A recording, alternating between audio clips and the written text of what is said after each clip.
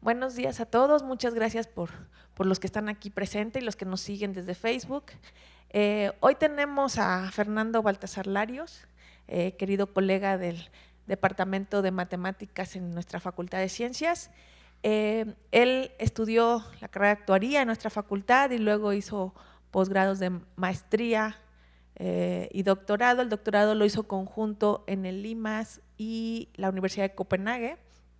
Y desde el 2012 lo tenemos como profesor de tiempo completo en nuestro departamento y hoy nos va a platicar de modelación usando ecuaciones diferenciales estocásticas. Fer, todo tuyo los micrófonos. Gracias. Bueno, ¿ahí se escucha ya? Bueno, pues buen día a todos, gracias a los que están acá. Muchas gracias por la invitación. La idea de la plática de hoy es, yo básicamente lo que hago en mi investigación es hacer algo que se llama inferencia estocástica, que se puede traducir como inferencia estadística o inferencia parametral para procesos estocásticos. En particular, hoy voy a hablar de cómo se utiliza esta herramienta para poder modelar sistemas que se mueven de alguna manera o tienen alguna interpretación de movimiento estocástico y cómo podemos utilizar esencialmente las ecuaciones diferenciales estocásticas a diferentes fenómenos utilizando datos reales, ¿vale? Esa es como la idea de la plática. El plan es el siguiente. Primero voy a empezar tratando de dar una motivación de por qué meter la parte estocástica a un modelo que en principio parecería determinista. Después voy a dar un poquito de contexto de lo que son las ecuaciones diferenciales estocásticas, al menos una manera de construirlas. Posteriormente voy a hablar de la herramienta que se necesita para poder hacer el ajuste y la posterior modelación de algún fenómeno que nos interese estudiar. Y finalmente, que es donde quisiera llegar lo más rápido posible, es a hablar de algunas aplicaciones. Yo espero que me dé tiempo de ver al menos las primeras tres, que son aplicaciones. Traté de meter cosas que he hecho un poquito como en diferentes áreas, tratando de sacar las clásicas como finanzas, sí las pongo al final, pero vistas como con un enfoque un poquito diferente, ¿vale? Entonces, ojalá que nos dé tiempo de llegar a todo esto. Ok, esta grafiquita que vemos aquí son datos sintéticos, es una simulación de un proceso muy básico y conocido en epidemiología, que es el modelo SIR, que por sus siglas es el susceptible, infectado, recuperado, que es un proceso en el que está subyacente que existe un cierto virus, hay una tasa de infección y una tasa de recuperación, y entonces con base en eso, los individuos de cierta población, una población cerrada, donde no hay muerte ni nacimientos, o si los hay, se compensan para tener la población siempre del mismo tamaño. Y la idea es que en principio estos, o la mayoría de las personas que trabajan en este tipo de modelos, los hacen con modelos deterministas. La que vemos aquí como la línea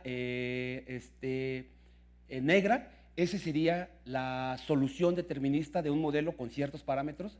Parámetros me refiero a la tasa de infección y la tasa de recuperación.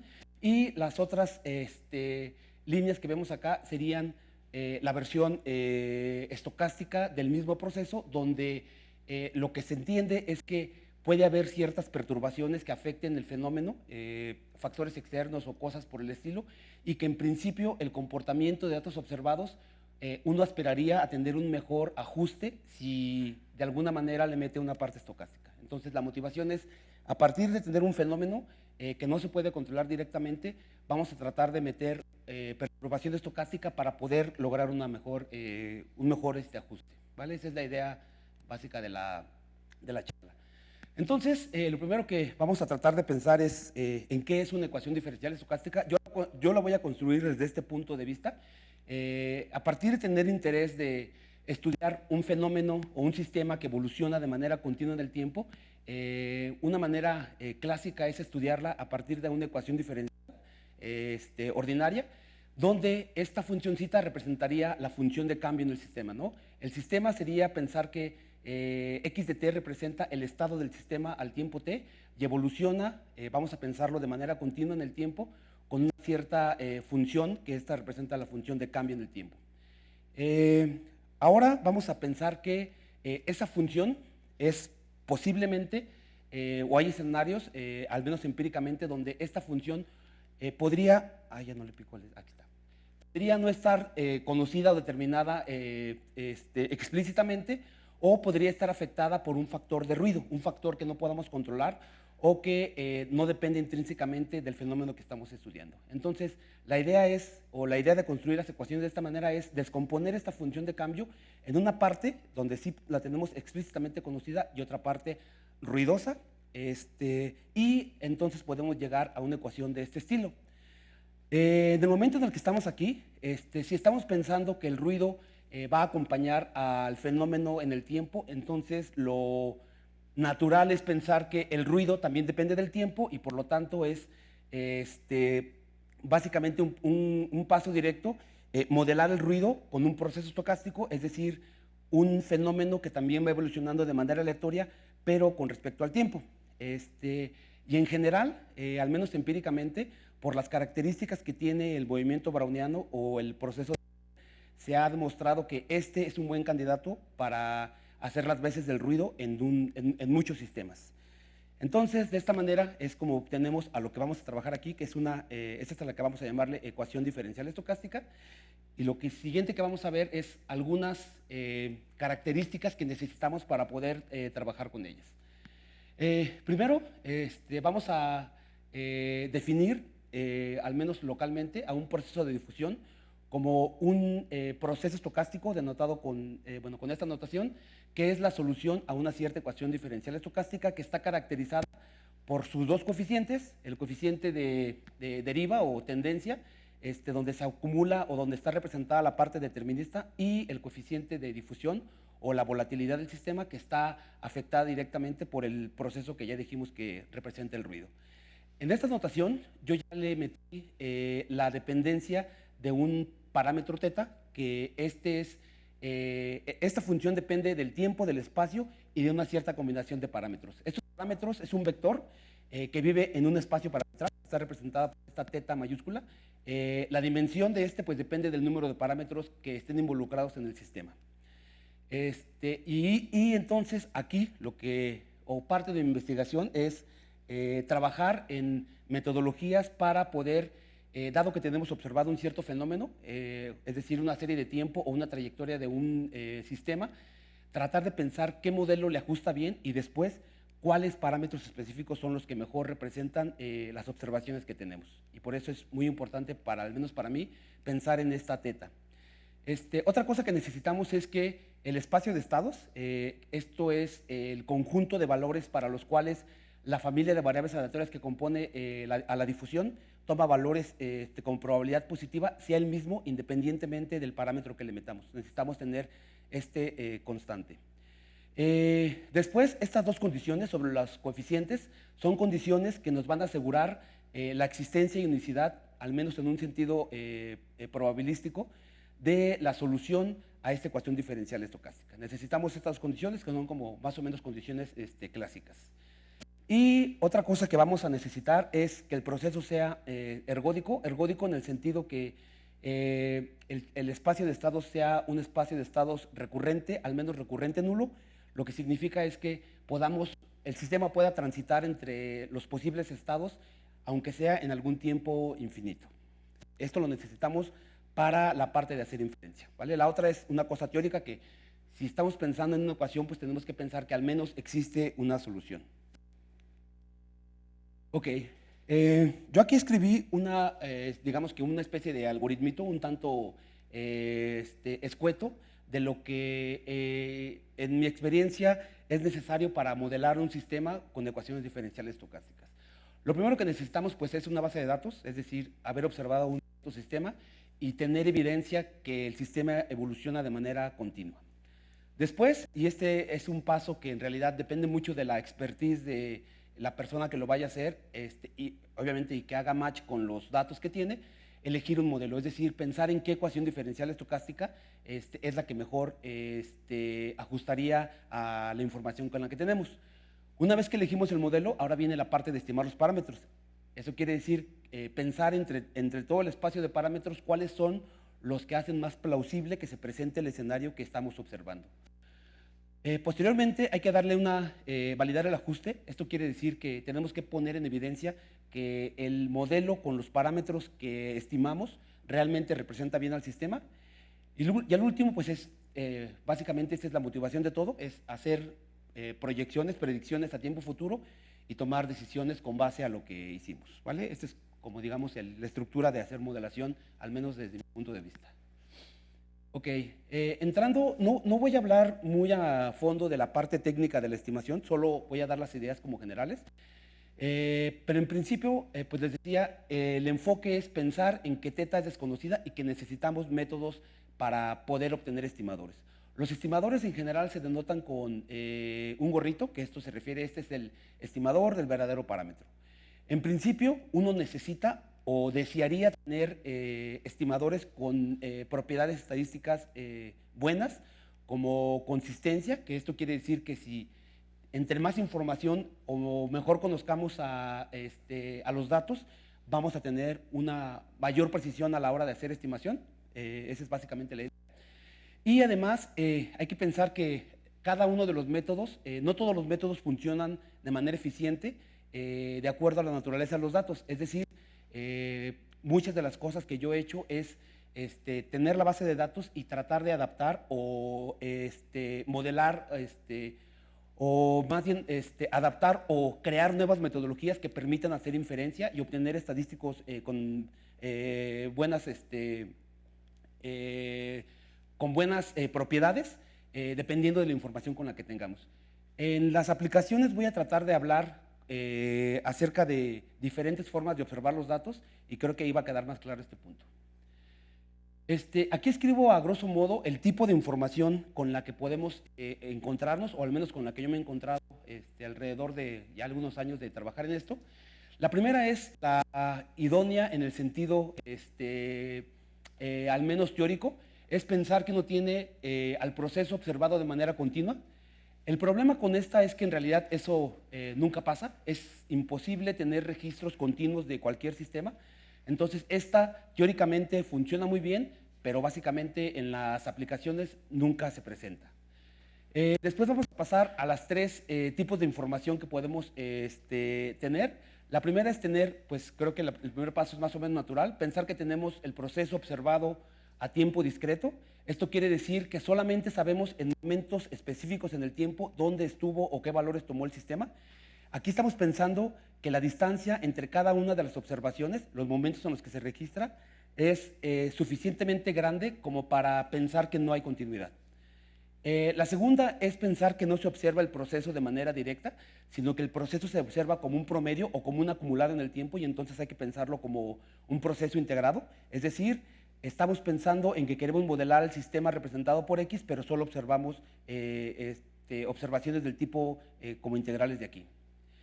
Y la última, que esta en realidad yo me topé con ella haciendo modelación con datos reales, es que hay una sola, que no hay trayectoria, solamente hay registros en diferentes momentos de diferentes elementos que componen al sistema. Y entonces aquí no podemos tener una trayectoria en el tiempo y tenemos que buscar una manera de reconstruir las trayectorias primero en el tiempo para después, posteriormente, poder hacer uso de las metodologías como clásicas cuando tenemos observaciones que evolucionan de manera al menos discreta en el tiempo. Ok, esta es la parte teórica. La parte teórica me refiero a pensar que tenemos el proceso observado de manera continua en el tiempo. Es más o menos fácil llegar a esta función. Esta es la función la que hace las veces de la función de verosimilitud.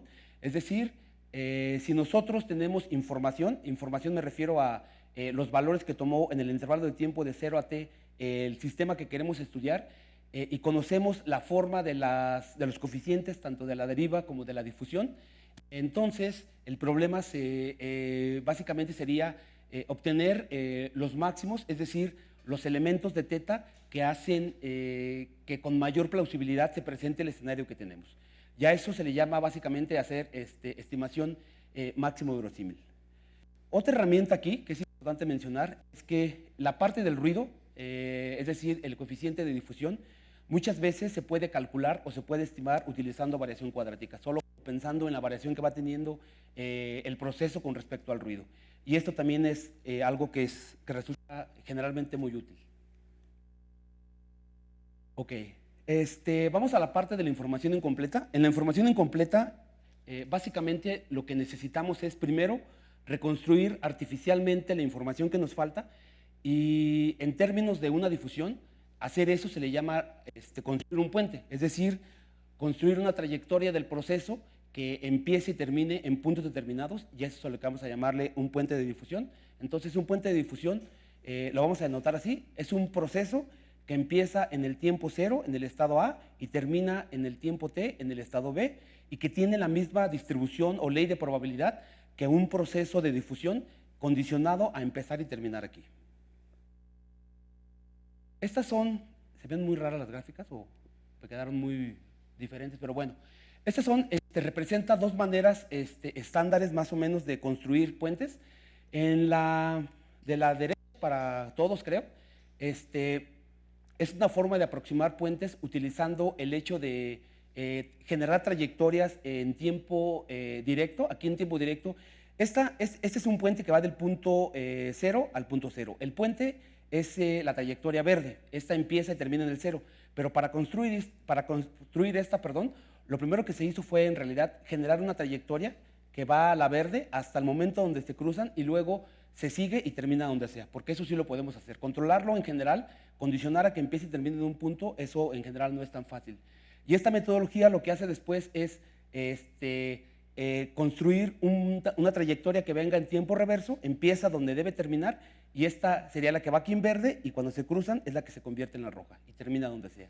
Pero esa es una forma de construir puentes que es muy fácil de trabajarlo, pero a veces no es tan eficiente en términos de que tiene que ocurrir que las trayectorias se crucen, y eso muchas veces ocurre con probabilidad muy chiquita.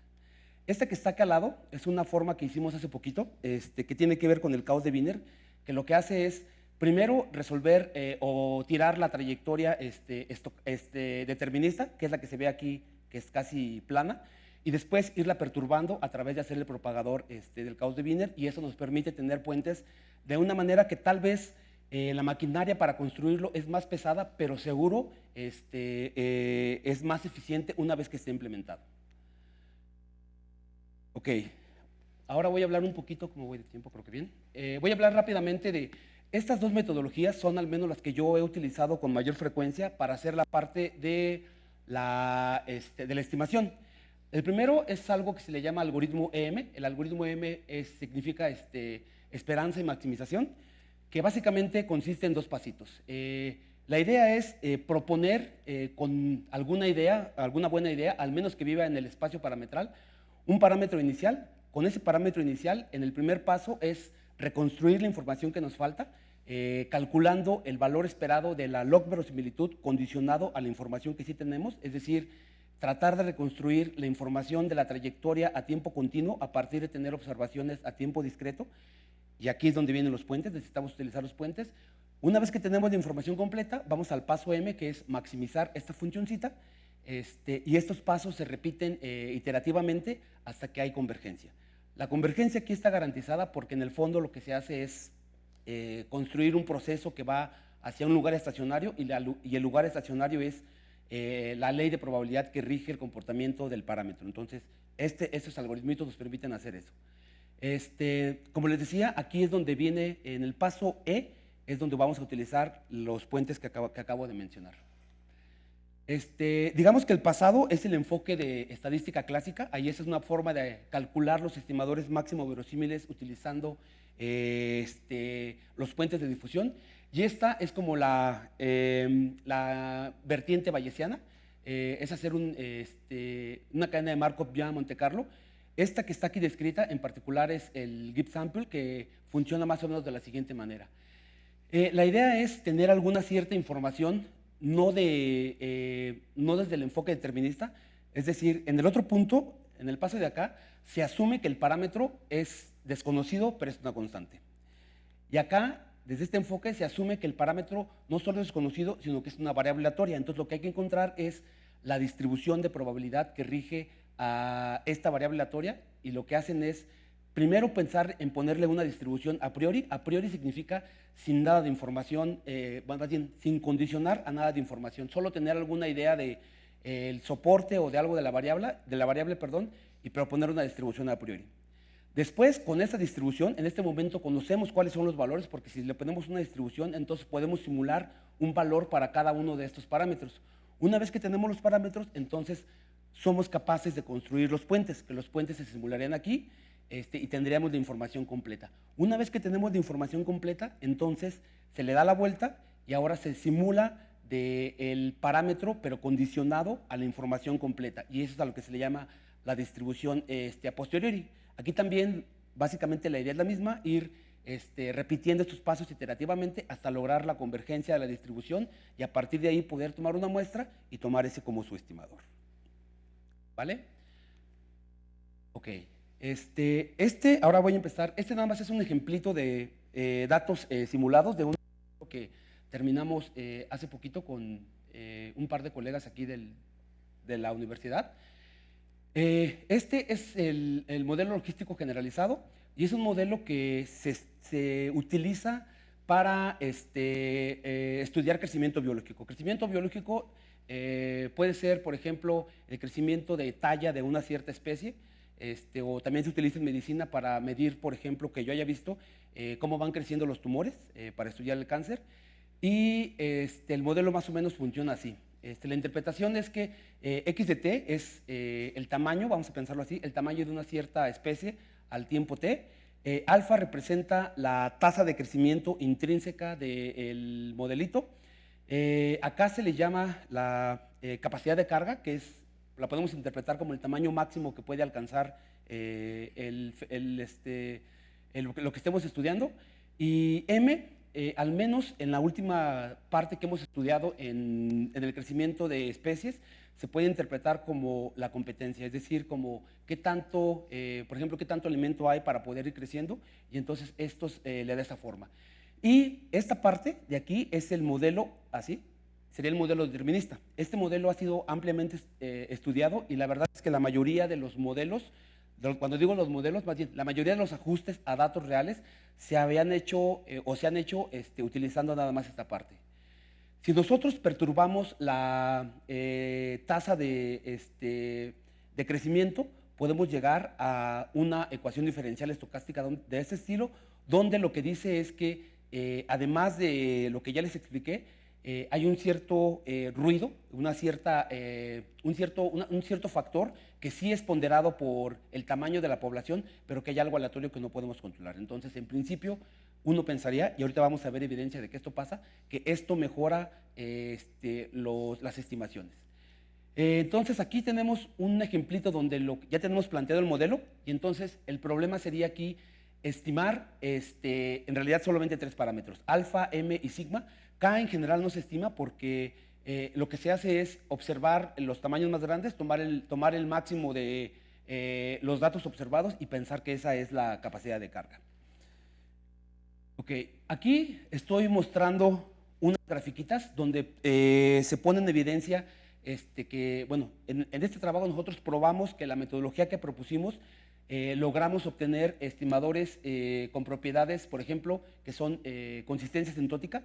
Lo que vemos aquí es el primer puntito, lo que representa aquí el tiempo es el tiempo de observación del sistema, es decir, por cuánto tiempo lo hemos observado, y luego lo que representa es cómo se van acercando de acuerdo a la información que vamos teniendo cada uno de los parámetros a su verdadero, cada uno de los estimadores al verdadero parámetro. Los parámetros aquí están en línea roja y los estimadores a cada momento son los que se representan con la línea, bueno, con los puntitos azules, y podemos ir viendo que más o menos como a la mitad del tiempo de observación ya han convergieron al parámetro.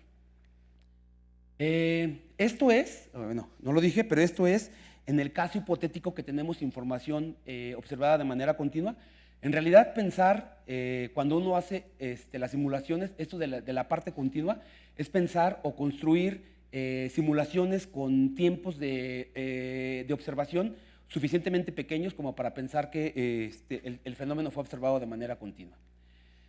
Aquí lo que hicimos fue de teníamos aquí n igual a 5,000, es decir, 5,000 observaciones. De esta quitamos el 99% de la información y echamos a andar un algoritmo, el algoritmo M, que nos, tratando de volver a recuperar los parámetros utilizando solamente un porcentaje muy pequeño de la información, construyendo puentes y viendo qué pasa. Esto que estamos aquí viendo es los valores de los estimadores cada que echamos a andar el fenómeno, y vamos a darnos cuenta cómo cada uno de los, bueno, cada pasito en realidad del algoritmo es muy potente. Es muy potente, pero es un poco pesado computacionalmente, pero podemos ver que muy rápido los estimadores van al parámetro, que los parámetros otra vez aquí los que aparecen en rojo. Entonces aquí cada una de los puntitos representa una iteración del algoritmo que les platiqué hace ratito, y entonces lo que nosotros aquí hicimos fue decir, bueno, aquí ya claramente convergió, entonces vamos a agarrar el último punto para decir que ese es el estimador del parámetro. Aquí tenemos la ventaja, lo que estamos haciendo aquí es calibrando nuestra simulación o nuestra forma de hacer estimación, conociendo los parámetros, generando información y luego recuperando los parámetros. Entonces en ese momento estamos seguros que la metodología, si tenemos buena información, va a funcionar. Y ahora sí podemos pasar a la parte de las aplicaciones.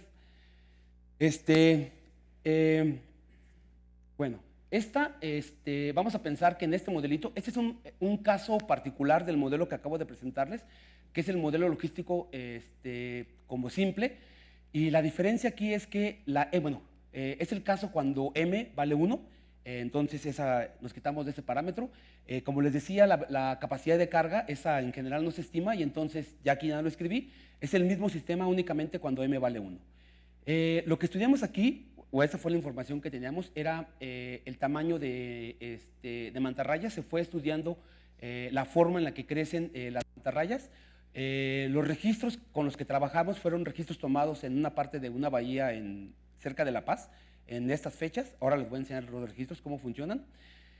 Aquí estamos en el escenario que en su momento les traté de platicar y no sé qué tan claro fui, que solamente hay una observación por cada una de las posibles trayectorias.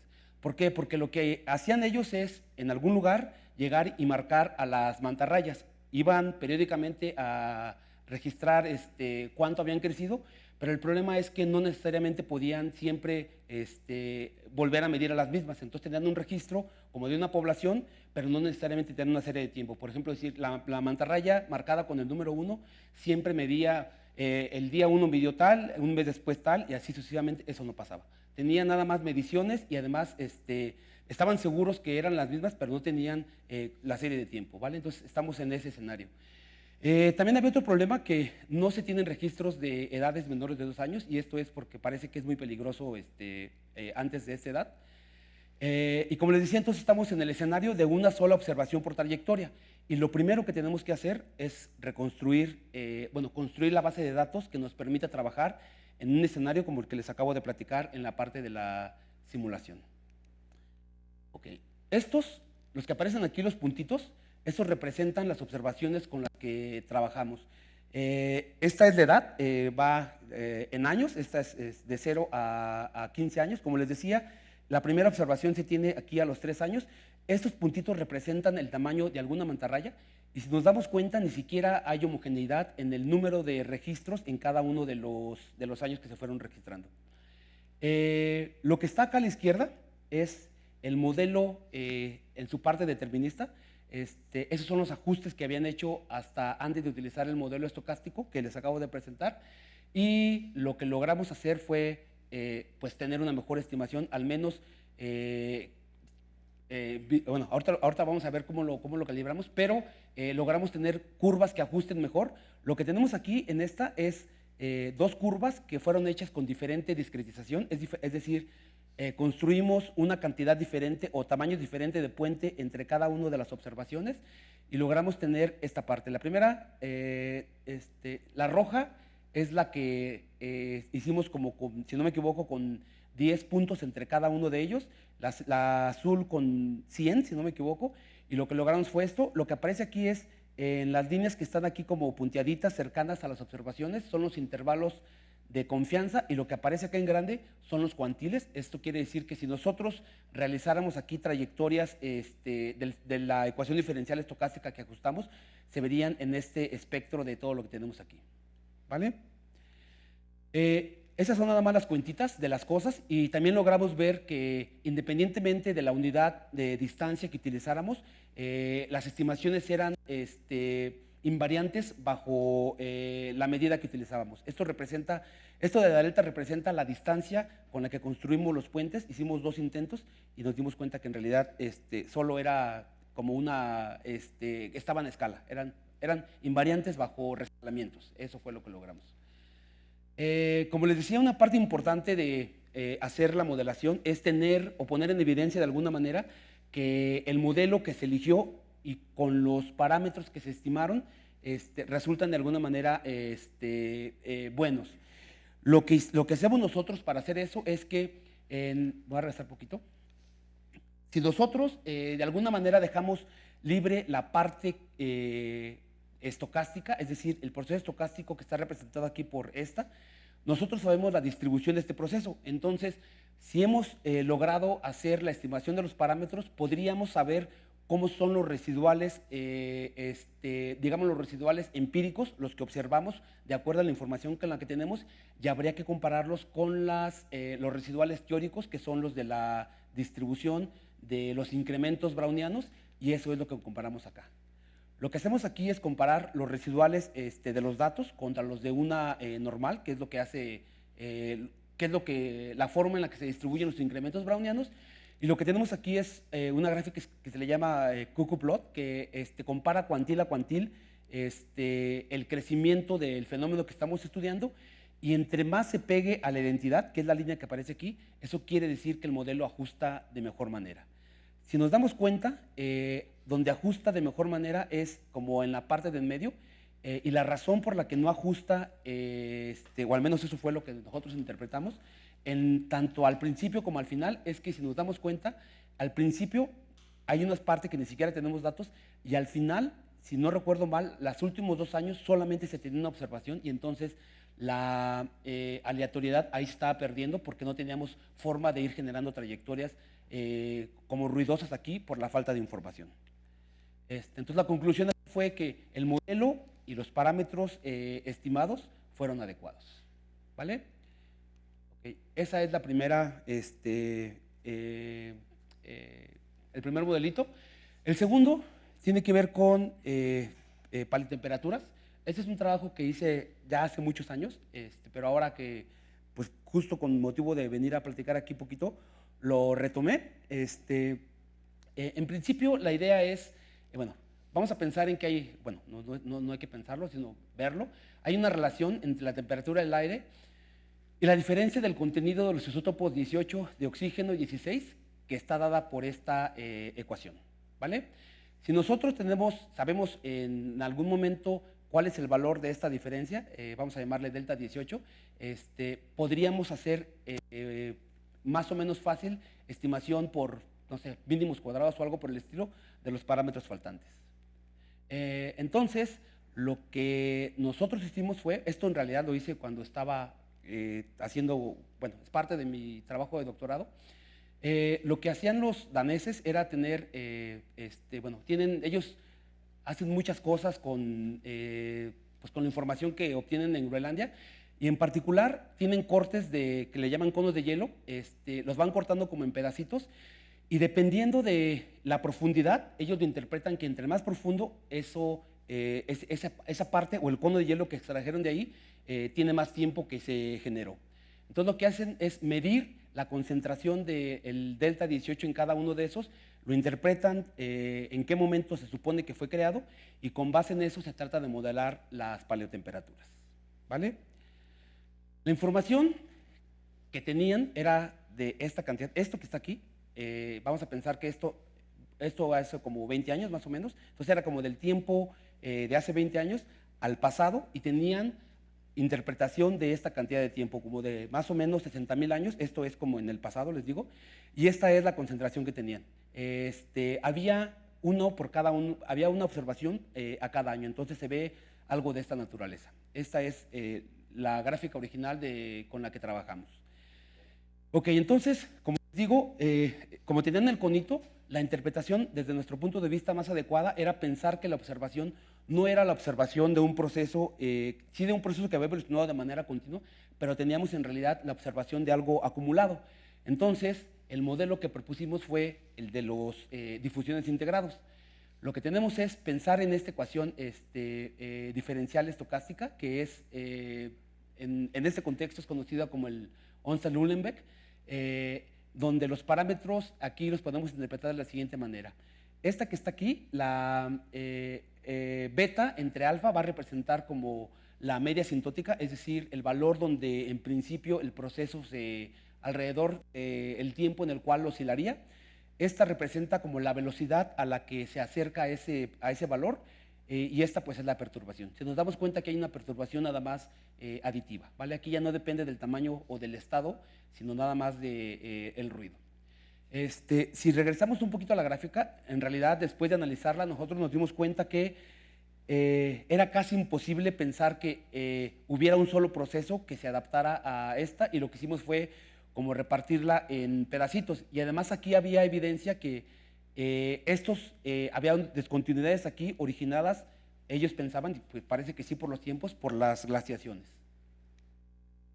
Ok, entonces, como les decía, la forma de analizar esto es no pensar que tenemos observado directamente al proceso, al estado de las deltas, sino pensar que tenemos observado una integral en el tiempo que representaba el tiempo en el que se acumuló o se formó el conjunto de hielo correspondiente, y además le metimos otro factorcito que representa para nosotros el error en la precisión de medición.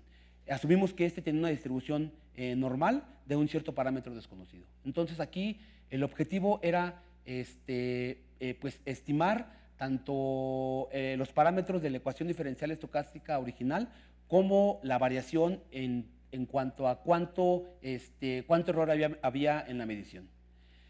Esto que tenemos aquí son los resultados de la estimación. Lo que hicimos básicamente después fue un backtesting, que esto es borrar un pedazo de la información, utilizar los estimadores y tratar de comparar la predicción que hubiéramos hecho con lo que realmente pasó, y pues obtuvimos resultados bastante buenos. De hecho, alguien más hizo la versión directa, pensar que se observaba de manera directa el fenómeno, y en realidad la estimación que se logra a través de pensar en esta forma de ver a los datos favoreció mucho a la estimación. Ok, bueno, entonces esa fue la segunda. Vamos con la tercera. Esto es un trabajo que pues, creo que todo el mundo, cuando, al menos la gente que hace modelación y este tipo de cosas, cuando vino la pandemia, que pues a todos nos tocó vivir, intentamos hacer algún trabajo ahí, ¿no? Nosotros propusimos el siguiente modelito. Voy a describir aquí un modelo que se llama SEIR. El modelo significa aquí, es parecido al que les dije hace ratito, pero representa lo siguiente. La S es de, otra vez, susceptible, la E es de expuesto, la I es de infectado y la R es de recuperado. La dinámica del fenómeno que nosotros estudiamos lo pensamos de la siguiente manera. Una persona, otra vez aquí estamos pensando en una población cerrada, una población de tamaño N, y lo que hicimos en realidad para meterla es normalizarla. Entonces dividimos la suma del total de individuos en cada uno de los grupos entre N, y esto es lo que vamos a tener. Es decir, vamos a tener un espacio de estados entre el 0 y el 1, donde lo que nos interesa en realidad es medir la proporción de personas infectadas. Eso es lo que tenemos que estudiar. Este fenómeno, bueno, este diagramita funciona así. Una persona que está susceptible podría pasar al estado de expuesto, en el entendido que el estado de expuesto significa que esta persona es diferente estar susceptible a ser expuesto. Expuesto significa que está en contacto con personas que tienen el virus, y entonces solo así se puede transmitir. Otra cosa que era muy importante en el COVID era que había muchos casos asintomáticos. Entonces nosotros lo que hicimos fue que no evolucionar directamente hacia ser infectado, sino particionarlo en los infectados que son asintomáticos y los infectados que tienen síntomas.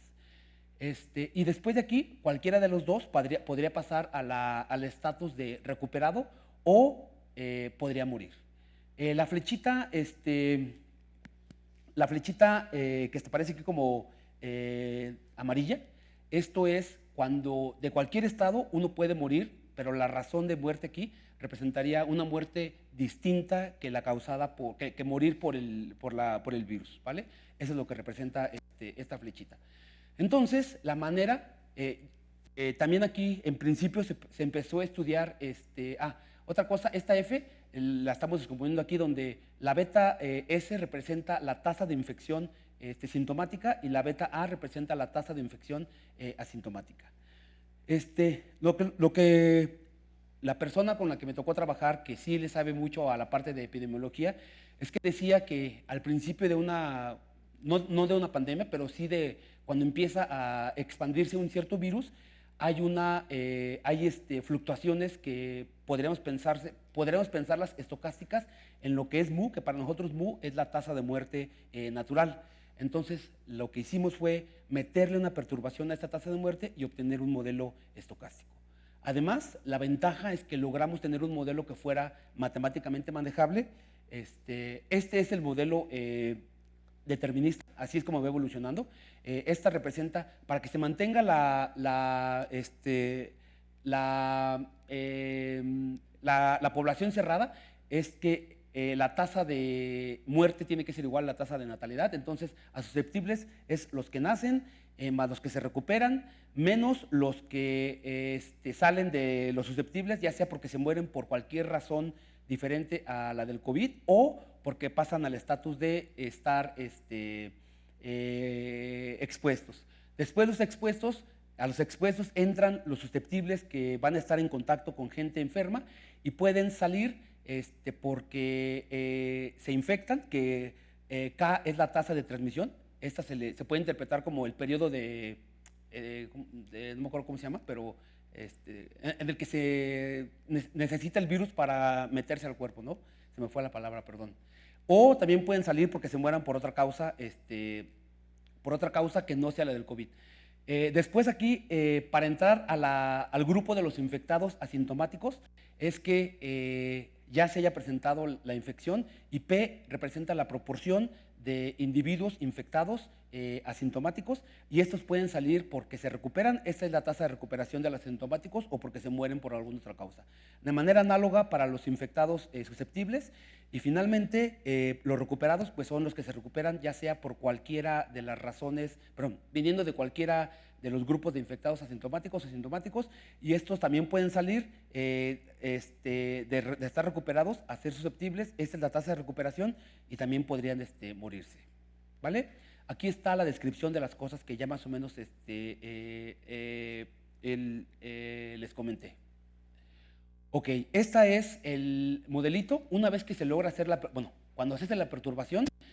Además, otra cosa, aquí podemos observar que este es un sistema de ecuaciones ordinarias. Podemos observar que además de lo que les acabo de decir de la razón por la cual decidimos perturbar la mu, aparece en todas las ecuaciones. Entonces, eso le va a dar potencia al modelo, a permitir tener ruido en todas las ecuaciones. Entonces, el sistema que obtuvimos a partir de perturbar la tasa de mortalidad, obtuvimos este sistema de ecuaciones diferenciales estocásticas, donde, como les acabo de decir, resulta que hay ruido en todas partes. Con esto, en principio, lo que uno pensaría es que va a ganar, lo que les digo, mayor precisión a la hora de hacer modelación, aunque también tenemos otro parámetro a estimar, que es qué tan ruidoso es el sistema. Ok, en general, la gente que hace este tipo de cosas ya está muy estudiado que los parámetros que no aparecen aquí son más o menos fáciles de estimar, o por metodologías tradicionales o con el sistema determinista es suficiente, y lo que nosotros nos enfocamos fue a estimar como las cosas en principio para el modelo más importantes, que son la tasa de infección de asintomáticos, de sintomáticos, la proporción de infectados sintomáticos, asintomáticos, y el ruido, pues que era como parte de la responsabilidad si habíamos elegido hacer este modelo.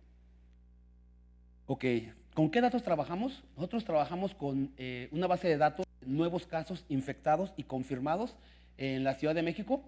En el momento, o con la base de datos que trabajamos, esta era la población oficial con la que trabajamos. teníamos muy poquitos registros, tenemos solo 47 registros, que eran de las primeras veces que se tenía información del COVID, que es del 10 de marzo al 25 de abril del 2020, y los datos que teníamos los metimos a los infectados sintomáticos, porque cuando se reportaban y confirmaban eran gente que en realidad estaban seguros que tenían el virus porque tenían síntomas, ¿vale? Entonces, lo primero que tenemos que hacer es idear alguna metodología para reconstruir toda nuestra población. Tenemos que tener información de todos los grupos a cada uno de los momentos que tenemos registro de cada uno de ellos.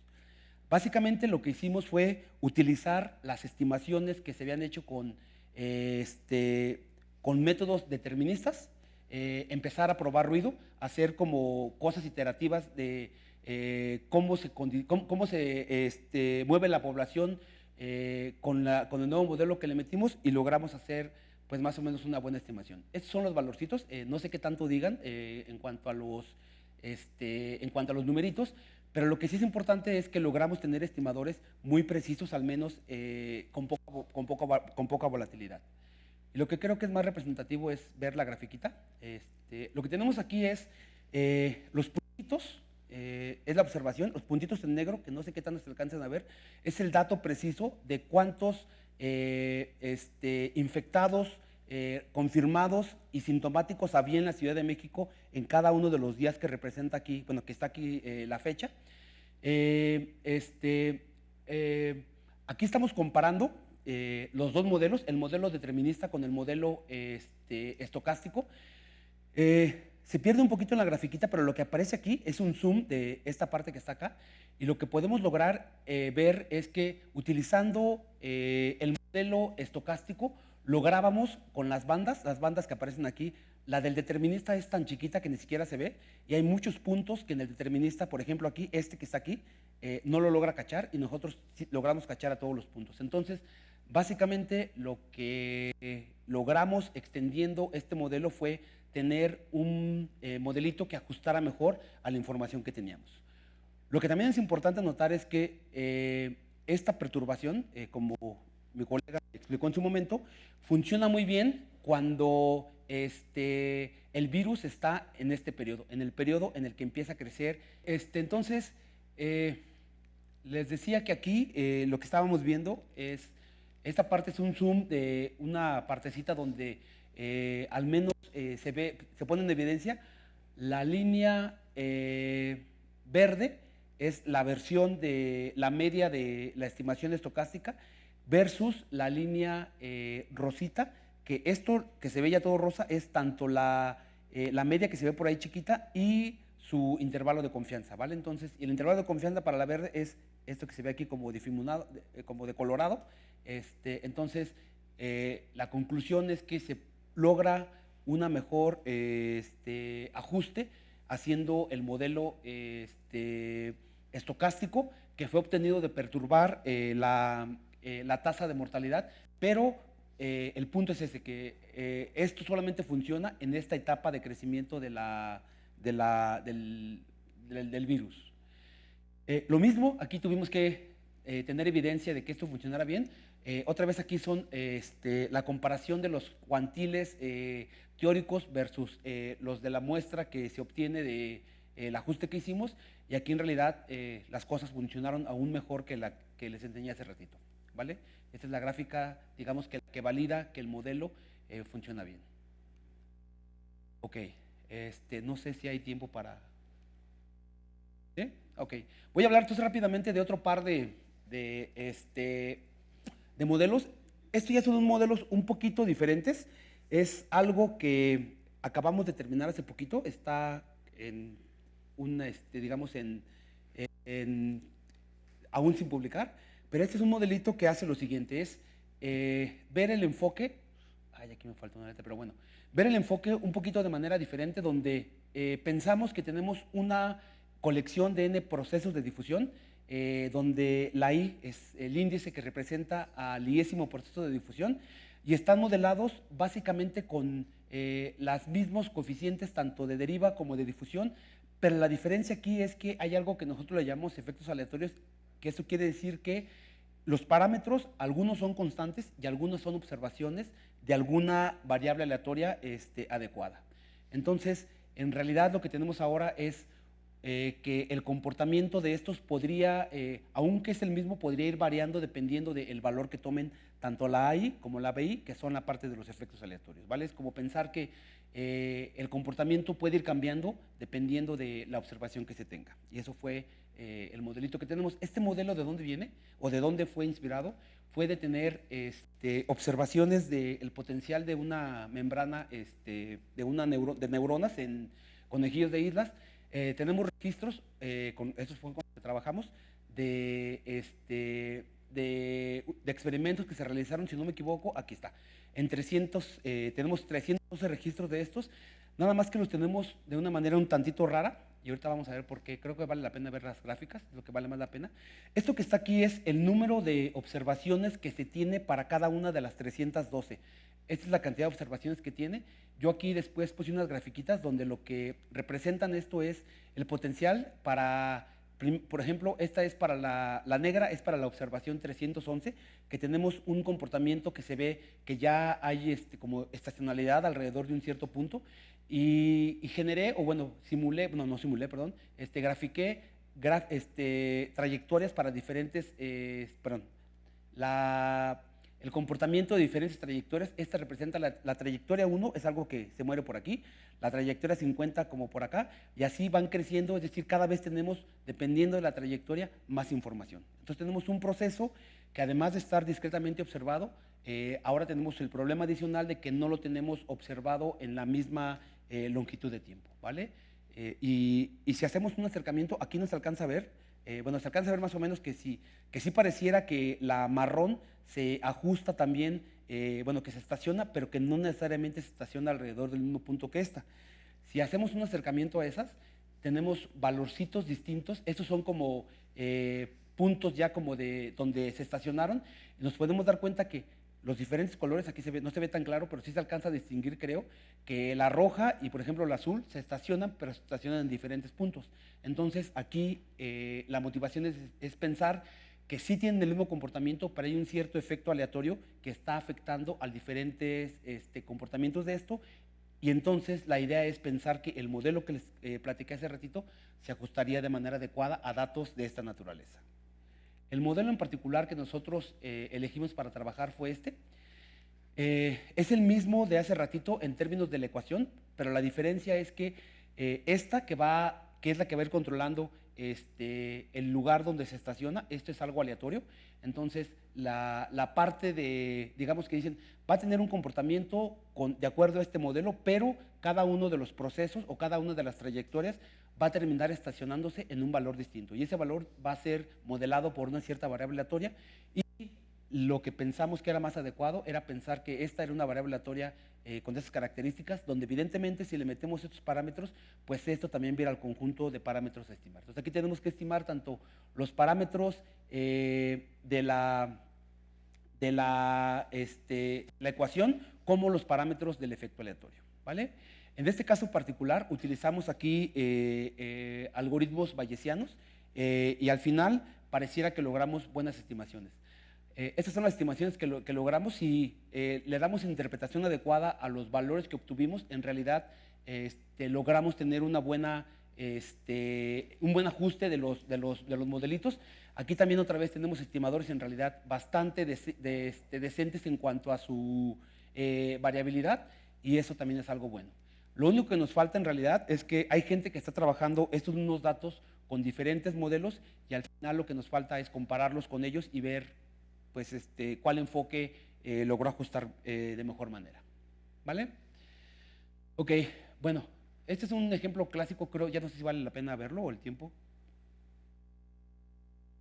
Ok, bueno, nada más para terminar, es un modelo un poquito diferente donde lo que se trata de cachar en precios de acciones es pensar que el comportamiento también de la pandemia hizo que los precios de diferentes acciones, por ejemplo, de estas dos grandes compañías, tuvieran un comportamiento no solo a la alza y que lo hizo mucho más ruidoso en términos de el valor de sus acciones, y esto se puede hacer con modelos, pero con modelos donde hay que pegarles un saltito y eso pues es un poquito distinto porque en principio permite continuidades. Y pues creo que eso es básicamente todo, ¿vale? Aquí están las referencias de los trabajos que les hablé y eso es todo.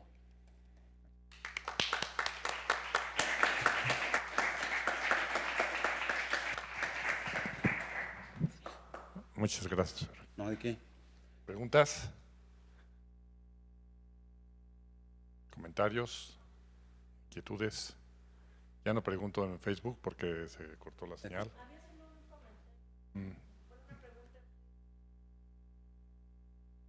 Ajá. Que no las Me alcancé a dijiste ver. algo, pero no recuerdo.